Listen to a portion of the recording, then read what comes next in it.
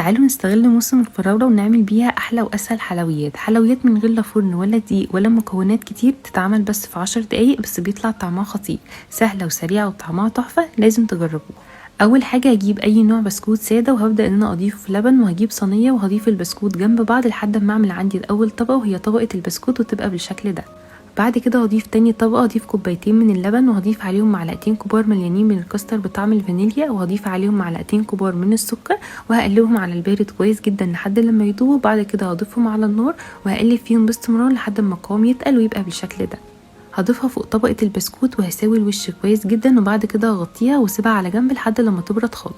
في الوقت ده هجهز تالت طبقة، هضيف نص كيلو من الفراولة متقطع بالشكل ده، وهضيف عليه كيس جيلي بطعم الفراولة وكوباية الا ربع من المية ومعلقة كبيرة من السكر. هقلبهم على البارد لحد لما الجيلي يدوب، وبعد كده هضيفهم على نار متوسطة وهقلب فيهم لمدة 7 دقايق بس.